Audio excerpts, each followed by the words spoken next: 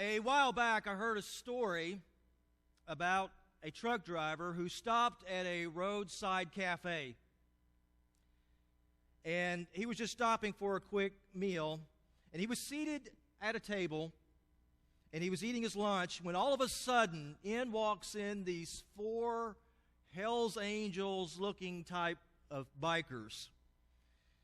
And they clomped into the restaurant, and they walked over to where the trucker was sitting, and one of them loudly shouted to him, "Take off. This table is now ours. It belongs to us." Well, the trucker replied, he said, "Well, but I'm not finished with my meal yet. There are other tables." Well, hearing that, a member of the gang then picked up his glass full of water, and he poured it all over the trucker's food and his head. And he exclaimed, "You're through now, so get out of here." Well, the truck driver, how did he respond? He just calmly picked up his cap, walked out. As one of the gang members shouted, "He sure was not much of a man, was he?" And then the waitress, however, who was 2 tables away and had a clear view of the parking lot, replied, "Well, he ain't much of a driver either. He just ran over 4 motorcycles."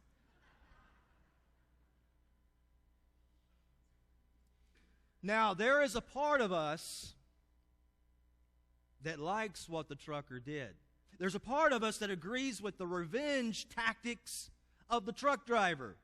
In fact, some of us probably maybe even admire what he did. You know, it's always easier to give in to our feelings of revenge than to practice the forgiveness of Jesus Christ. In the Lord's Prayer, Jesus says to us, "Forgive us our debts as we forgive our debtors." Jesus talked a lot about forgiveness and the importance of forgiveness to our faith, to us as Christians. In fact, I'm reminded of the passage in the Gospel of Matthew chapter 18 where the Apostle Peter, he is saying, "Okay, Lord, how many times should I forgive? I mean, seriously, how many should I forgive that would please God and please you?" According to the law at that time, people were only required to forgive 4 times. Okay? And then after that, no more forgiveness. You've run out. However, here is Peter mentioning, should I forgive a person up to 7 times? I mean, I'm going above and beyond what's required by the law as much as 7 times. So Peter thought he was being very gracious, very generous. And you could just probably imagine how Jesus' reply here must have totally blown Peter's mind. Because Jesus says, no, not 7 times, but 77 times. And there's some translations that say 70 times 7 times. Wow. You see, Jesus' statement meant that there was no limit to the number of times one should forgive another person. There's no limit. For forgiveness is not as much about arithmetic as it is about a matter of attitude. It's a matter of compassion. It's a matter of love. That's what really forgiveness is all about. In this same passage, Jesus, he goes on to tell a story about a king who discovers that one of his servants owes him an incredible amount of money. 10,000 talents. 10,000 talents. Now, if you consider that the annual income of King Herod's kingdom was only 900 talents, it becomes apparent that no individual, and particularly a servant, could possibly repay back 10,000 talents. There is no way. As a matter of fact, in today's currency, 10,000 talents would amount to almost, are you ready for this? $7 billion. Can you imagine? in today's currency. $7 billion. So, facing the hopelessness of this debt, the servant, he falls to his knees and he just begs for more time to pay back this amount of money. And so the king does something strange, something compassionate. It's an act of love. And so here's this king full of grace and love. He does something for the servant that surpassed even his wildest dreams. What did he do? He forgave the debt completely. It's gone. Well, of course, the servant is ecstatic. He's overwhelmed by such love and by such grace that he's forgiven this debt that there's no way that he could possibly repay. And so, having escaped a life sentence in debtor's prison, the servant, he walks out of the palace, and there he encounters a friend who owes him about $11,000 in today's currency. And he wants his money back, right? Remember, I'm talking about the servant who just had billions of dollars forgiven, right? He walks out, and then he sees a guy who owes him money, about $11,000 in today's money, and he says, pay up. Pay up. And of course, the friend says, I just need a little more time. I need a little more time to scrape up the cash, and then I can pay you. Okay? So, instead of forgiving the man's debt, just like his debt had been forgiven, he demands it back. And knowing that he cannot repay it, what does he do? He has his friend thrown into debtor's prison. You follow me? Debtor's prison until he can pay it in full. Now, what do you think about the actions of the servant here? Do you think it was fair? Do you think the servant was being hypocritical? You bet he was. He wanted his debt to be forgiven, but he did not want to forgive the debt of others. Well, the king found out about this and was not happy, and in fact ended up putting the servant in jail.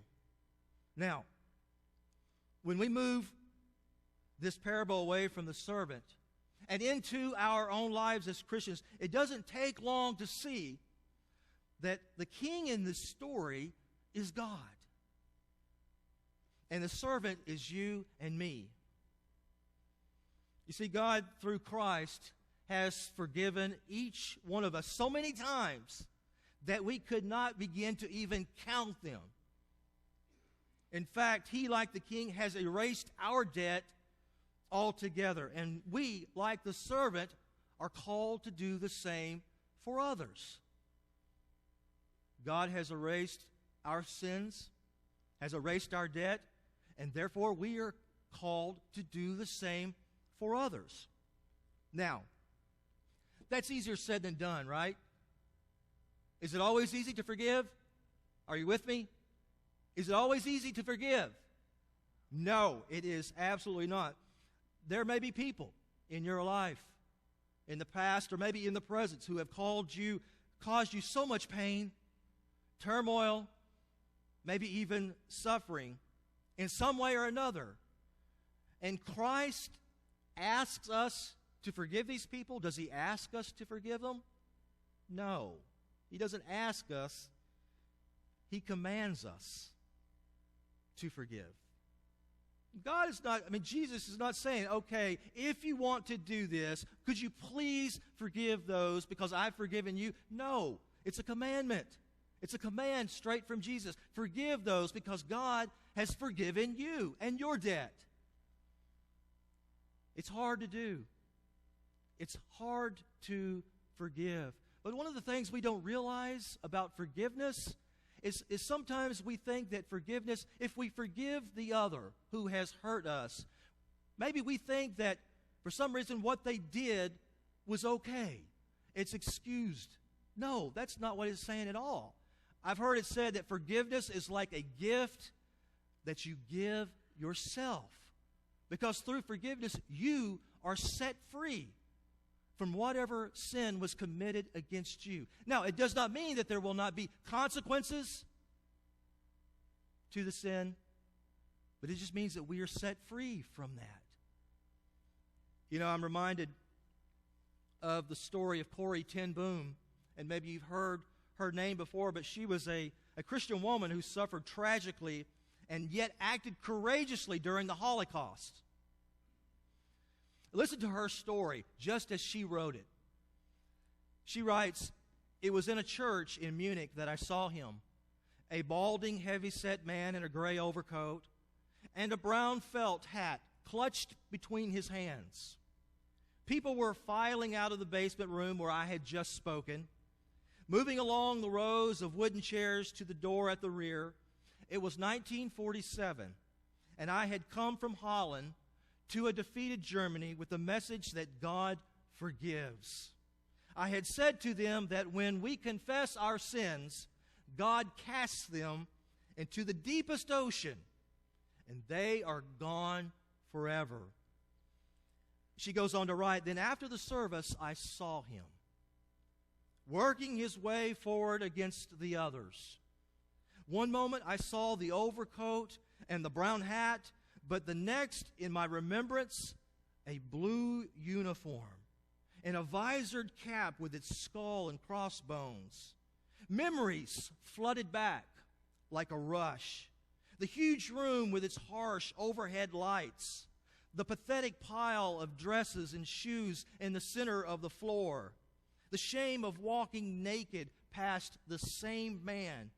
I could see my sister's frail form ahead of me, ribs sharp beneath the parchment skin. Oh, Betsy, how thin you were." Betsy and I had been arrested for concealing Jews in our home during the Nazi occupation of Holland. And that man coming toward me had been a guard at Ravensbrück concentration camp, where we were sent. Now, here he was in front of me, his hand outstretched to me. And he says, "A fine message, Fräulein. How good it is to know that, as you say, all our sins are at the bottom of the sea." And I, who had just spoken so glibly of forgiveness, fumbled in my pocketbook rather than take his hand. He would not remember me, of course. How could he remember one prisoner among the thousands of women? But I remembered him. And I remember his leather strap. It was the first time since my release that I had been face to face with one of my captors, and my blood seemed to freeze. "You mentioned Ravensbrück in your talk," he said. "I was a guard there. But since that time, I have become a follower of Jesus Christ. I know that God has forgiven me for the cruel things that I did there. But I would like to hear it from your lips as well. Fräulein." And again the hand came out. "Will you forgive me?" And I stood there. I, whose sins had every day had to be forgiven by God, and I could not forgive him. Betsy, my sister, had died in that place. Could he erase her slow, terrible death simply for the asking? It could not have been many seconds that he stood there, hand held out to me still. But to me it seemed like it was hours as I wrestled with the most difficult thing I ever had to do. But I had to do it. I knew that. For the message that God forgives has a prior condition: that we forgive those who have injured us. Jesus said it. If you do not forgive people in their trespasses, neither will your Father in heaven forgive your trespasses. Yet, still I stood there with the coldness clutching my heart. But forgiveness is not an emotion. I knew that. Forgiveness is an act of the will, and the will can function regardless of the temperature of the heart. And she prays, Jesus, help me. I can lift my hand. I can do that much, but you must supply the feeling, Lord. And so, woodenly, mechanically, I placed my hand into the one that was stretched out to me. And as I did, an incredible thing took place. The current started in my shoulder. It raced down my arm and sprang into our joined hands. And then a healing warmth seemed to flood my whole being, bringing tears to my eyes. I cried, I forgive you, brother, with all my heart. And for a long moment, we grasped each other's hands, the former guard and the former prisoner. I had never known God's love so intensely as I did at that moment. My friends, if the parable of the servant in the life of Corrie ten Boom, if they tell us anything, if they teach us anything about forgiveness, it's this. To be a Christian is to forgive the inexcusable in others because God has forgiven the inexcusable in you and me.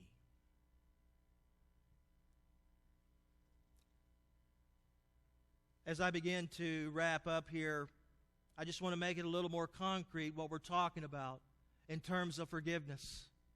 Yes, we've all heard that God has forgiven us, and now we are called to forgive others. Okay, so we forgive others, now what? What does that forgiveness mean? Real quickly, this forgiveness means that when you release the other from the debt that they owe you, you have released them for all time, for all of eternity. Secondly, when I forgive someone, it means I give up all rights to retaliate against that person. Do you hear that? When you forgive, you're giving up all rights to retaliate or to have vengeance against that person. And then number 3, in terms of forgiveness, I give up my rights to ever hold it against him or her ever again. That's what happens in forgiveness. You have to give up all that so you can be at peace with yourself, peace with others, and peace with God. And now, as I close out our time here, let me ask you, as I ask myself, is there someone in your life? Is there someone in your life, in your past or even in your present, who you have not been able to forgive? Is there somebody somewhere, maybe living, maybe dead, that you still harbor a grudge inside of you? Yes, we know that we are freely forgiven by God, but we have not yet forgiven the other. Who is that for you? Regardless if they deserve it, regardless if they've asked for it, regardless if they're a follower of Jesus or not, based on the example of Jesus Christ, particularly on the cross of Calvary where he said, Father, forgive them, they know not what they do. You know, and I know what we have to do. And that is forgiveness. You know, it's been said, we are most like beasts when we kill. We are most like men when we judge. But we are most like God when we forgive.